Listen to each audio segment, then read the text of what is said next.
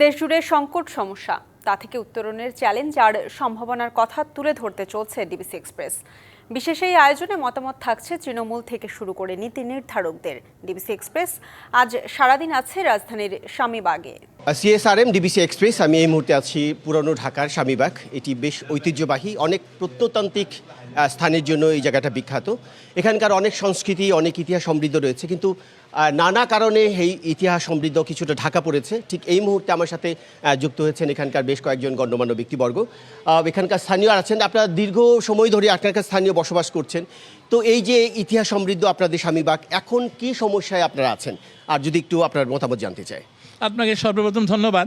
আমি ধন্যবাদ জানাচ্ছি আমাদের এলাকাবাসীর পক্ষ থেকে ডিবিসি চ্যানেলকে, যা অত্যন্ত জনপ্রিয় এবং দেশ এবং ঢাকার বিভিন্ন সময় বিভিন্ন সমাধান উনারা করে দিয়েছেন, উনাদের সমস্যার উল্লেখ করে। তাই উনাদের ধন্যবাদ জানাচ্ছি। আর আমাদের অত্যন্ত ঐতিহ্যবাহী একটা এলাকা স্বামীবাগ। এখানে বলা প্রয়োজন যে মুক্তিযুদ্ধের প্রথম প্রহরে আমরা পাক বাহিনীকে প্রতিরোধ করেছিলাম এই এলাকার বাসীরা, এবং শুধু এই এলাকাবাসী মুক্তিযুদ্ধের পরেও সংস্কৃতির, সাহিত্য এবং শিক্ষায় নানাভাবে আমরা এখানে উন্নয়নের ছাপ রেখেছি। কিন্তু দুঃখের বিষয়, ইদানিং নানাবিধ সমস্যার কারণে আমাদের সেই সাফল্যটা বিঘ্নিত হয়েছে।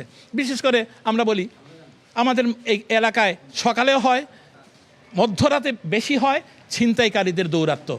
শুধু ছিনতাইকারী নয়, এইখানে মধ্যরাতের পর প্রকাশ্যে বেচা কেনা হয় মাদকদ্রব্য, এবং মাদকদ্রব্য সেবীরা এখানে কিছু আপনার পরিত্যক্ত বিল্ডিং অথবা পরিত্যক্ত জায়গাতে তারা সেইখানে গিয়ে। আপনি বলতে চাচ্ছেন যে মাদকের ছড়িয়ে যাচ্ছে, যে কারণে আমাদের যে নতুন প্রজন্ম তারা পড়াশোনা নানা কারণে তারা হুমকির মধ্যে আছে, এই বিষয়টি।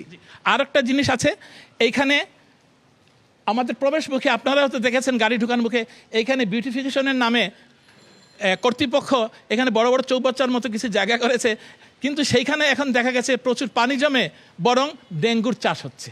তো অনেক ধন্যবাদ। আমার সাথে আরেকজন যুক্ত হচ্ছেন, আর এখানকার স্থানীয় আরেকজন ব্যক্তি। আপনার কাছে জানতে চাইবো, ওই এলাকার রাস্তাঘাটের বেশ বেহাল অবস্থা আমি দেখেছি, এসে মশার উৎপাতের কথা শুনেছি, এই ব্যাপারে আপনার কাছে জানতে চাই। অ্যাকচুয়ালি বড় ভাই তো সব কিছু বলেই দিয়েছেন। তারপরেও আমাদের এখানে ওই যে ল্যাম্পপোস্ট আছে কিন্তু লাইট নাই, আর মশা আছে, মশা নিধনের ব্যবস্থা নাই। এগুলার দৃষ্টি আকর্ষণ করছি আমরা সিটি কর্পোরেশনের নিকট। আমরা দেখছি যে রাস্তাটাই দীর্ঘদিন ধরে কাজ শুরু করেছে, কি এখনো পর্যন্ত শেষ হয়নি, তাতে করে আপনাদের যাতায়াতে কেমন ধরনের সমস্যা হচ্ছে? আপনাকে ধন্যবাদ, ডিবিসি চ্যানেলকে ধন্যবাদ এলাকাবাসীর পক্ষ থেকে। আসলে এখানে যে রাস্তা মেরামত কর্মকাণ্ড যে করছেন যে কন্ট্রাক্টর, সে খুবই ধীরগতিতে এগিয়ে যাচ্ছে। এটার ফলে বিভিন্ন জায়গায় পানি জমে থাকছে, এলাকাবাসীর বিভিন্ন রকমের দুর্ভোগ। এখানে স্কুল আছে দুটো, এবং সাংস্কৃতিক বিনোদন কেন্দ্র আছে একটা, জাগোয়ার সেন্টার। এখানেও বিভিন্ন রকমের বাচ্চাদের বিভিন্ন রকমের কষ্টের ফেস করছে আর কি। আপনাকে অনেক ধন্যবাদ আমাদের সাথে সংযুক্ত হওয়ার জন্য। আপনারা শুনছিলেন যে এলাকার যে ঐতিহ্য ছিল, সেই ঐতিহ্য নানা কারণে সেটি ম্লান হতে যাচ্ছে। বিশেষ করে রাস্তাঘাটের বেহাল অবস্থা আছে, সেটি দ্রুত সংস্কার করতে হবে। কাজ শুরু হয়েছে, কিন্তু সেটি ঢিলেঢালা কাজ হচ্ছে। তো সিএসআরএম ডিবিসি এক্সপ্রেস আপাতত এই ছিল আমার কাছে।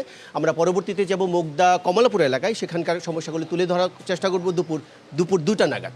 সেই পর্যন্ত আমাদের সাথেই থাকুন।